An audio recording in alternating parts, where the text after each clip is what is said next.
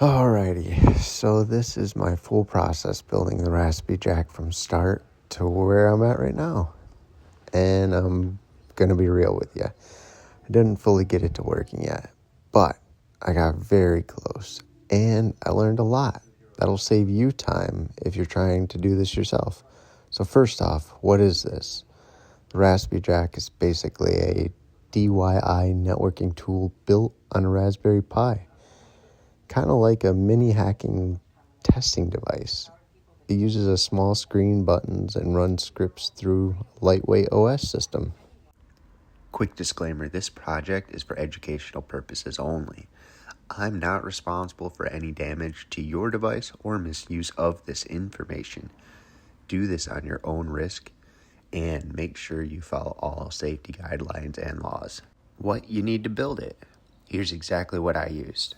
The Raspberry Pi 02WH, a micro SD card at least 8 to 16 gigabytes, 32 gigabytes. You don't need anything more than 32 gigabytes, and make sure it's like a SanDisk or something like that because the cheap ones just don't work. And then you're going to need the 1.44 inch LCD hat display with a small screen and buttons. And then you're going to need a USB/Ethernet hub hat, a laptop or a computer, internet connection, and this is important. The internet connection must be 2.4 gigahertz. So like a phone's hotspot is perfect. And then a micro HDMI to USB, and this must be a data cable. And then this stuff is optional, but recommended. I used PuTTY for SSH and into the device, but I used Angry IP to find the to find the IP so I could SSH in. And then, then I'm gonna show you how to put it all together. And this build is actually pretty simple.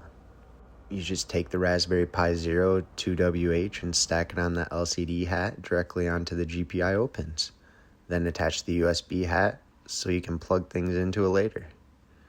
That's it physically. It's just basically just stacking components. No soldering with this type of Pi that I've got. And also, you could get it without the pins, but I did get it with the pins. But I'm going to wait on stacking it together until I flash the Pi. Why? Because in everyone's videos, I've seen them do that. So there must be a reason, right? So that's what I'm going to do. Flashing the OS. This is super important. Now this part matters a lot. I used Raspberry Pi Imager on Windows. What I did is open Raspberry Pi Imager, select device, Pi 02W, and go to other Raspberry Pi OS systems and choose the Raspberry Pi OS Lite 32-bit. This is important. Don't pick the full desktop version. The RaspyJack is designed to run on Lite. Before flashing, go into settings and enable SSH and set the username and password. Add your Wi-Fi. That's important. It's got to be the 2.4 gigahertz one. So I use my phone's hotspot. If you use 5 gigahertz, the Pi either won't connect to it or won't be able to find it later. Now we're going to flash the SD card, then put it into the Pi and power it on. Alright, now let's talk about finding the IP address, the big step. This part took me a while. The Pi doesn't just show up easily, especially on Windows.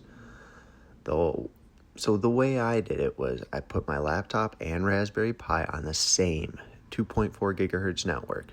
Then I used the tool called Angry IP Scanner, and I scanned the network. I looked through the list, and I found the device that matched mine.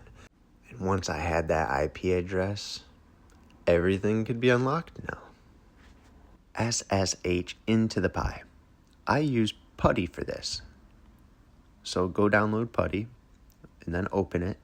And then it says easy as enter the IP address. Make sure it's at port 22.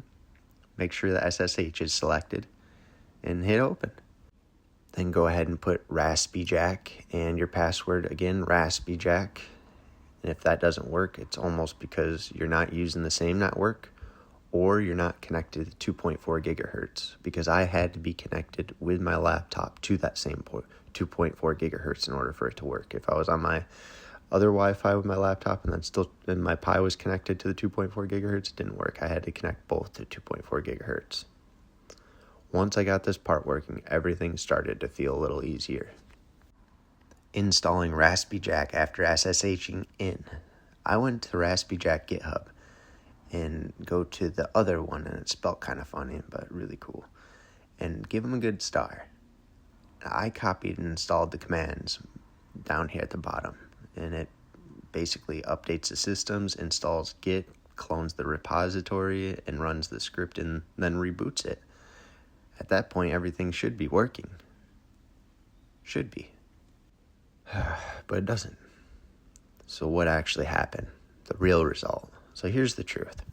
After doing all this, the system boots, the Pi is running, SSH works, but the screen just stays white.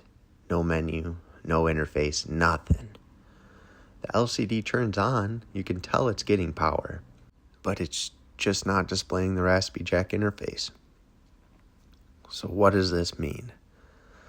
So based on everything I've tested, the OS is working, RaspyJack is installed, SSH works perfectly, and network is set up correctly, because I'm seeing that the 2.4 gigahertz, the Pi is connecting to my phone's hotspot. So that's working. I think the problem is specifically the LCD screen not analyzing correctly. This is likely driver issues, wrong display configuration, or compatibility issue with the LCD head. I don't think that one's it, because everybody else is using this. So where I'm at now. So I'm not fully done yet, but I am close. Everything's works except the screen, which means the hardest part, networking, SSH, installing, they're all done. Now it's just figuring out why the display isn't showing the output. Well, here's my final thoughts. If you're following this, make sure you use Raspberry Pi OS Lite 32-bit, stay on 2.4 gigahertz Wi-Fi, use Angry IP Scanner to find the IP, SSH in with PuTTY, install from GitHub. If you do all that, you're getting exactly where I'm at now. And oh yeah, use Imager for writing the OS system. I did forget that at the beginning, so remember that. Also, if you connect your bottom battery and it's not powering on your Pi, you might need to scrape the bottom of the pins so it gets that rubber coating off it, so it can make some connections, and then it'll work. But working system, check. White screen, check. And in the next video, I'm going to figure it out. And I'm going to show you how to fix this white screen. Hopefully.